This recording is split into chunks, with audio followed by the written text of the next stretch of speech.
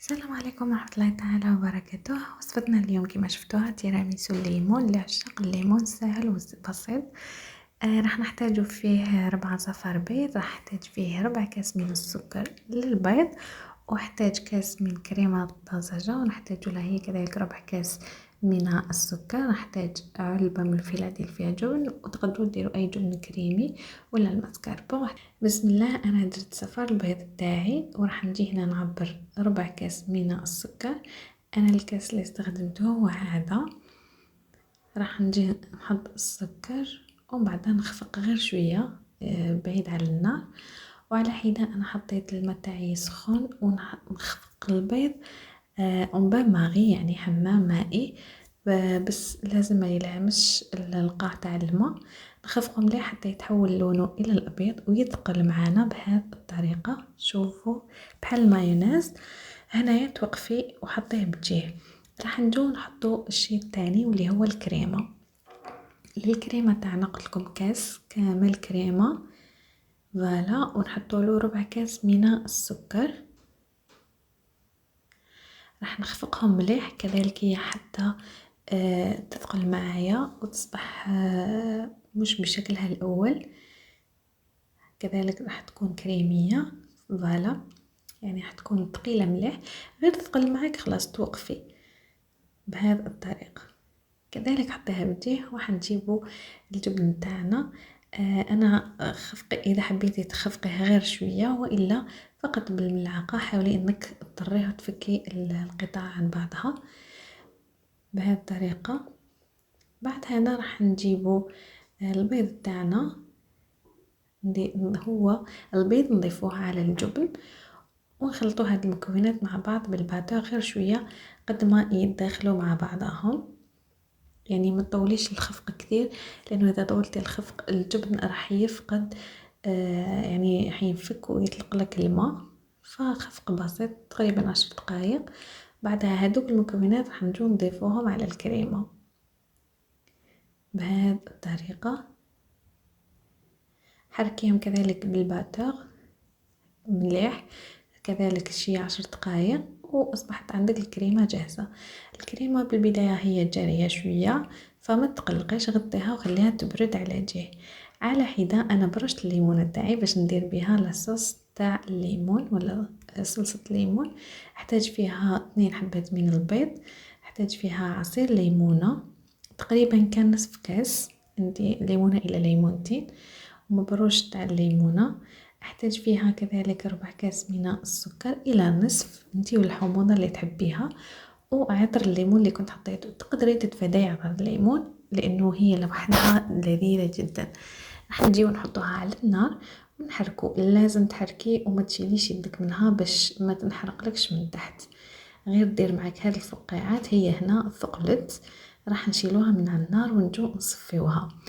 هاد الخطوة مهمة جدا، يعني ما تفديهاش. اول حاجة راح نشيلو مبروش الليمون، وتاني حاجة البيض تاعنا راح يتكتل شوية لانه راح يطيب، فكذلك البيض راح يتصفى. صفيوها مليح ونزيدو لها ملعقة كبيرة تاع زبدة نباتية مارغرين وكذلك فانيلا. بعدين نغطوها بكيس بلاستيكي ملامس ونحطوها في الثلاجة تبرد. بعد ما بردوا لي كامل مكوناتي الكريمة وكريمة الليمون، انا جبت لي كان تاوعي ولا اي حاجه انت حابه تحطي فيها. تقدري حتى انك ديريها عائليه في حجم كبير.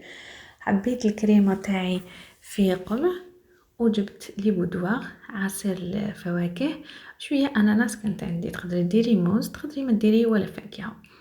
راح نغطس قطع من البودواغ ونحطهم في القاع. انا ما نحبش لما يكونوا لي بسكوي مطحونين، ولي بودواغ اصلا يتشربوا مليح ويجوا بزاف بنان احسن من اي بسكوي عادي، مع انه تقدري تستخدمي اي بسكوي. بعدها راح نحط كريمه.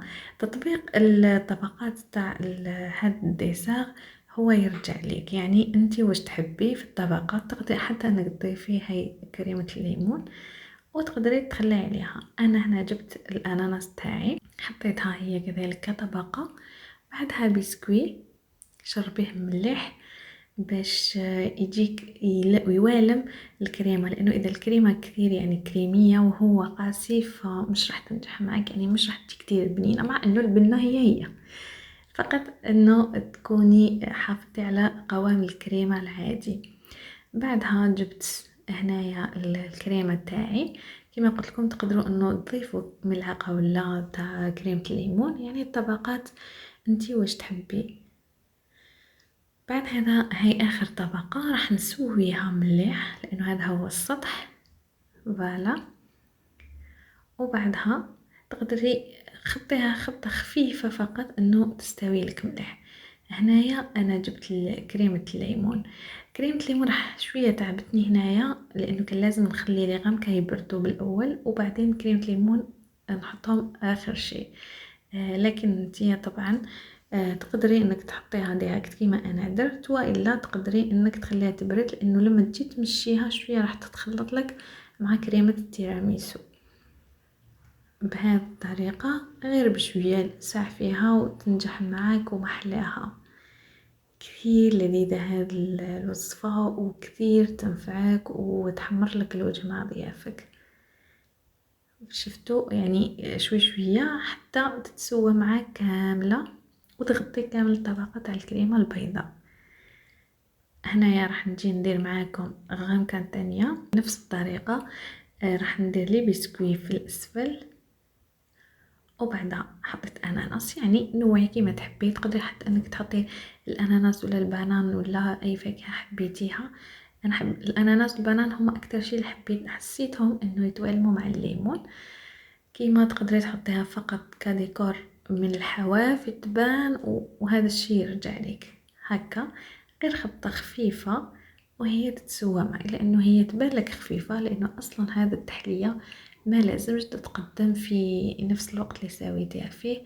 على الاقل تصنعي صباح تتقدم في السهرة، والا تصنعيها في الليل وتبات حتى الغدوة بدك. انا دايما نصنعها ونخليها الليلة في الثلاجة. هنايا الطبقات تاوعي نوعت فيهم، مرة الأناناس نديرها، مرة الفوق مرة تحت، مرة نضيف كريمة الليمون، انتي لك الاختيار. فقط لما تقطعيهم حاولي انه يكونوا متناسقين في الحجم باش يعبولك كامل المساحة. بعد هذا راح نجي نضيف كذلك الكريمة بهذه الطريقة. والله كان أروع تيراميسو وضيوفي كامل حبوه فقلت نشاركه معاكم. وهنايا جبت حل تاني اني نحطه بالسباتشيل باش نسويه، يعني وغير بشوية بشوية ساع فيها راح تمشي معاك محلاها. حتى هاد كريمة الليمون تقدري انك تستخدميها في العديد من الوصفات. في كيكة الليمون اللي أنا دايرتها لكم في وصفة قبل، تقدري تستعمليها حتى في تزيين كيكات عيد الميلاد. الناس اللي تحب الليمون هذه هي الوصفة اللي لازم تعتمدوها في كل حلوياتكم. بعد ما نحط كامل الكريمة ونتأكد اني غطيت كريمة التيراميسو البيضاء، نجي نخبطو غير شوية واصبحوا جاهزين عندي. وصفتنا اليوم اصبحت جاهزة تيراميسو الليمون، زينتها بشرائح الليمون. ان شاء الله يا ربي تكون نالت اعجابكم، ان شاء الله يا ربي تجربوها وتردوا لي بتعليقاتكم اسفل الفيديو. وما تنساوش كذلك انكم تشتركوا في القناة باش يوصلكم كل شيء جديد، وديروا لي لايك للوصفات. وانا ما عليا غير نقول لكم الان في امان الله وحفظه. سلام.